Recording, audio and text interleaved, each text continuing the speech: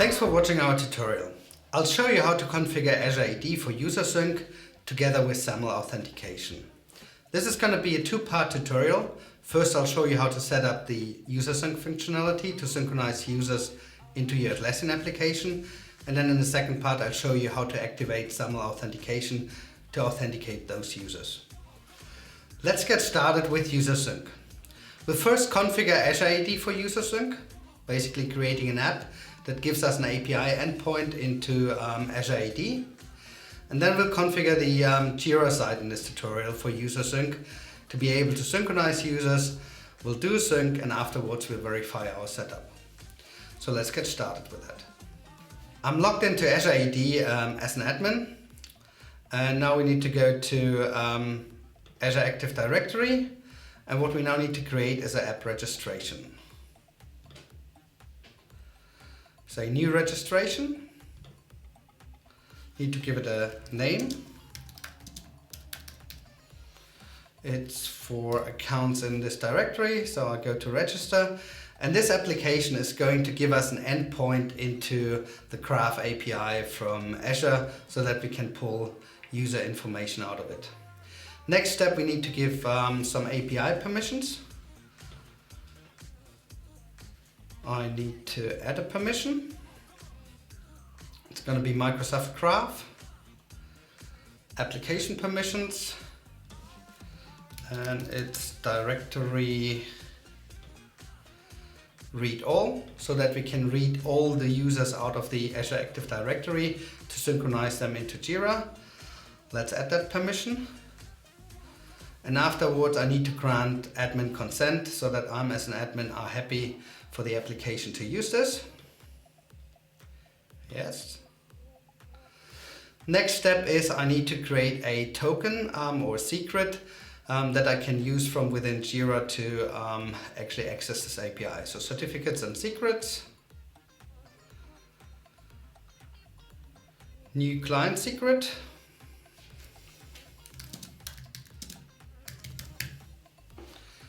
And I'll let it never expire in this case, so I add. And now I can see the value of the secret here. So I need to copy that because it's the only time I'm going to see this. Keep it safe. And that's pretty much what I have to do on Azure AD. So let's swap over to Jira. Let me go to user management. Our app is already installed, which means you'll see on the left side SAML single sign-on and user sync as two menu entries. So we're going to set up user sync. Let me go here. And you see there's nothing set up yet. User sync has the concept of connectors, and every connector is basically an API connection to a remote system. So you can have multiple of those. For this tutorial, we want to create an Azure connector. So let's see, let's choose type Azure AD. And now we need to put in a little bit of information. I've still got my application secret here, a paste buffer, so I paste that in here. And there's two pieces of more information we need from Azure, which is the application ID and the directory intended ID. So let me swap back to Azure to get that. So I'm going to go here to overview, and here I see my application ID, which I can copy. And below that is the directory ID, which I can also copy and go back to Jira. Right, I could say save now and be done with it, and the connector would be successfully set up in its default settings, and the default settings would be that I synchronize all users from Azure AD and all the groups those users belong to into my Jira application. And that Azure AD is the master of those groups. So we basically, on every sync, we make sure the user is in the same groups locally in Jira than it is on Azure AD, removing from some extra groups, etc. But let me talk you through a couple of settings from the advanced settings, which I think should really be something you are aware of. So I'll go to Show Advanced Settings. And you see there's actually a lot that you could configure. Let me just point out two essentially. One is the mapping username here, basically the mapping what we use in Jira as the username, and which attribute in the API we map that to. By default, that's user principal name, which is the login to Azure AD. If you, for whatever reason, for example, you used to have Active Directory, have Active Directory synced to Azure AD, and your Jira used to be connected via LDAP to your Active Directory, so that your existing users in Jira are using your account name in Active Directory, then you may want to change that connector attribute to on-premise account name. So just drop down, select on-premise account name, and then you have the same username than you used to have in Active Directory here. If you want to, I'll leave that on user principal name for this tutorial. We also have some migration tutorials. If you come from the world where you had the SAM account name and want to move to user principal name, our user can do that for you. So check out the documentation on the migration tutorials. The next thing that I think is worth pointing out is the settings group mandatory to sync a user. So if I add a group here, for example, Jira users, that means our plugin is only going to synchronize the users that are in the group Jira users in Azure. So you need to specify a Azure group here. And then, so if you don't want your 50,000 users in Azure to be synchronized in Jira, but only a subset of that which is in a particular group, then specify that here as a required group. For this example, I'm going to leave it on, I think it's actually Jira software users.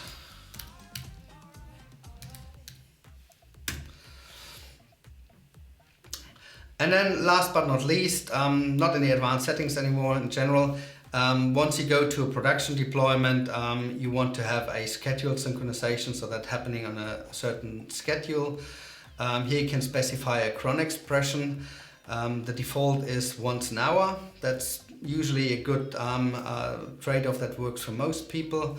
But if you have an extremely large Azure instance, let's say 40, 50, 100,000 users, then you can't sync that often because the sync is going to take some time. If you have a tiny instance, then you might even want to sync a little bit more often. But we find 1 hour is a good, is suitable for most of the customers. So let's click Save. And our connector is created. So now we can actually test it and say sync. So now you see the sync status. You could close that now so you don't have to watch it. But you see the sync status, you see it's a success. We have added 12 users to the instance. And if you wanted to, there's a download button for all the, which gives you details about all the synchronized users. That's very useful if you have a support case with us. We sometimes might ask for that, that file. So let's close this. You can see last sync status was done with success and a few seconds ago. So let's just check that that actually happened. Let's go to user directories. You can see the user sync has actually created a new directory of the type internal, which is called Azure AD. So for every connector we create, we will get a internal directory that's just behaving like a normal Jira directory. And if I go to users now, you will actually see that there's a variety of users being part of that Azure AD directory. So that's it. You can see my users got synchronized in, all the users that are in the group Jira software users. They're also a member of other groups that we got from Azure AD, and to get your users in from Azure AD to Jira is just as simple as that. Thank you. Welcome to the second part of our tutorial.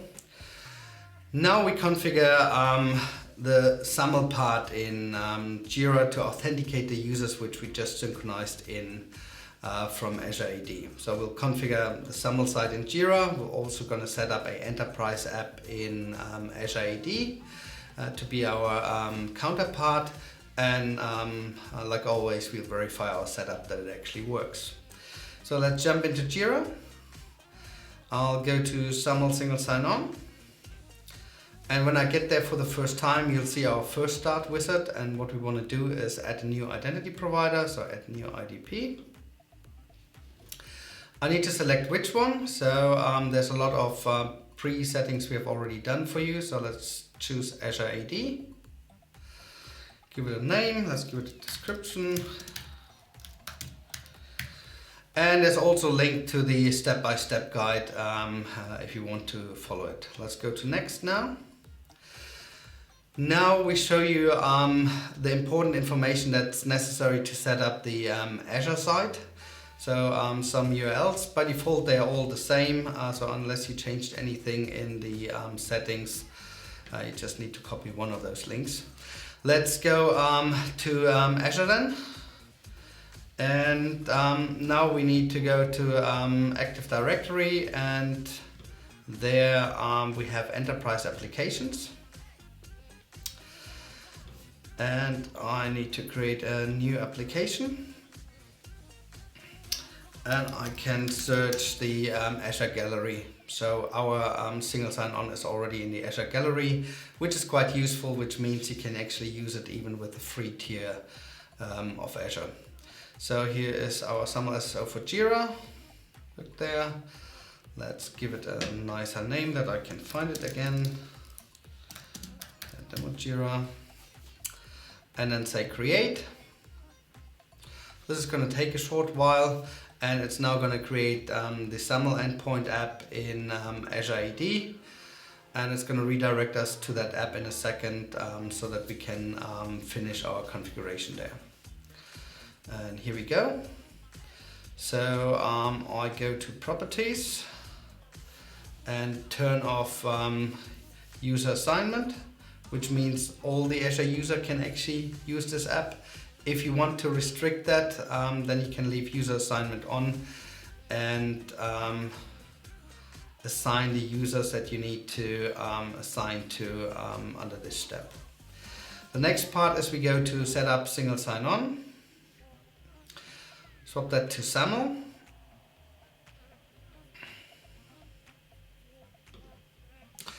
And now I can actually configure some of the URLs that you've seen Jira showing you. So I go to edit on the basic SAML configuration.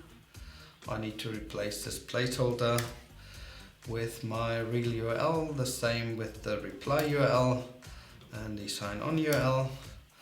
And then I can say save. And since you used our catalog app, that's actually pretty much all you have to do on Azure to make this work. So let me close this. No, I'll test later. I want to show you one more quick thing. You have user attributes and claims, which is basically what we're going to get sent in the SAML response. And the first one here, the name ID, is actually what's contained or what's sent as the username. By default, that's the user principal name, so you log in Azure AD. If you came from the Active Directory LDAP world and decided to keep the same account name, I talked about that in the user sync part a little bit, then you can change this here instead of user principal name to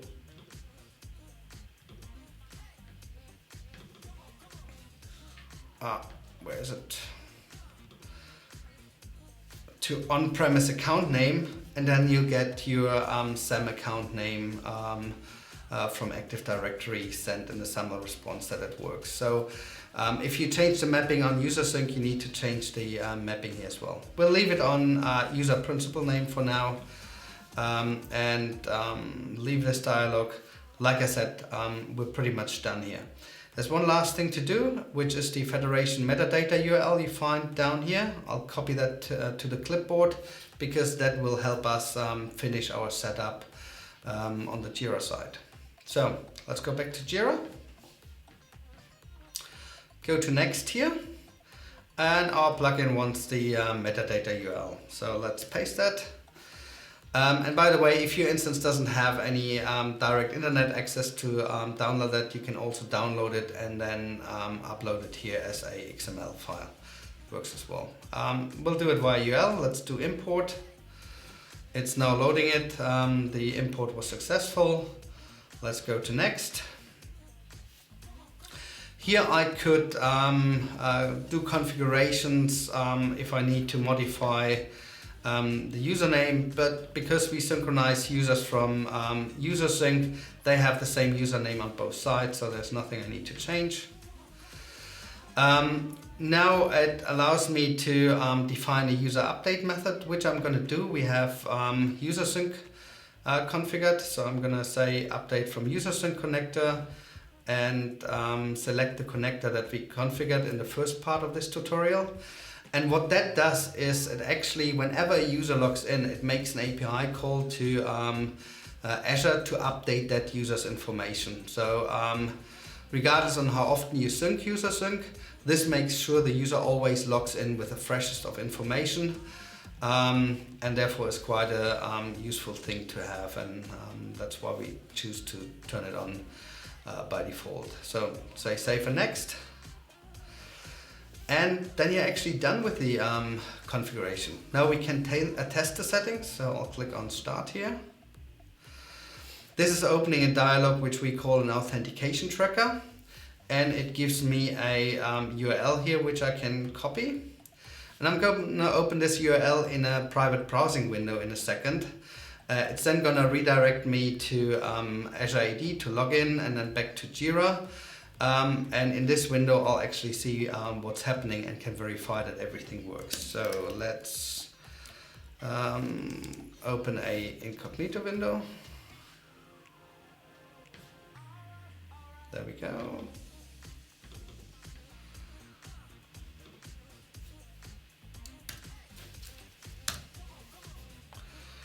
Now I access Jira, get redirected to Azure AD, and I can log in there.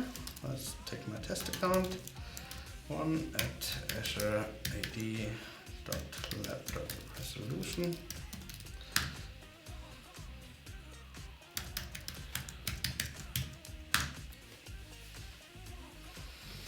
So, and there you see it redirects me back to Jira, and I'll see the Jira welcome page in a second. It takes a little while once the user logs in for the first time to show the first start wizard. But let's quickly go back to our authentication tracker here. You can actually see it says success, so we successfully logged that in, and you get a lot of additional information in this authentication tracker, which is very useful to do some troubleshooting in there. There's also, you can download this tracker, which is a very nice thing to do if you want to read the details as a JSON blob or want to attach it to an existing support case, or if you want to create a new support case, you can basically just do that straight out of here. If you run into any problem, give us a summary, your email address, and here you can actually include the support information and the tracker in here, so that that's already attached. So that's a very simple way, should something go wrong in this step, to get some help from us and some advice how to fix it. But we've been successful, so I can go to next, which gives me the last step of the wizard here. And basically, once I enable this, enable SSO redirect, and then save it, from that point onwards, all users will get redirected to the identity provider. So if you want to do that in a maintenance window, then leave it off. You can always go back to the settings and then enable the SSO redirect. So I'll leave it off for a second, go to save and close, and I'm done. I can authenticate against Azure AD now. Just to show you how to then enable it at the later stage, you go, here's the plugin config, you go to redirection, say enable SSO redirect, then save, and from now on all your users go to the IDP when they want to access a protected Jira page. Simple as that.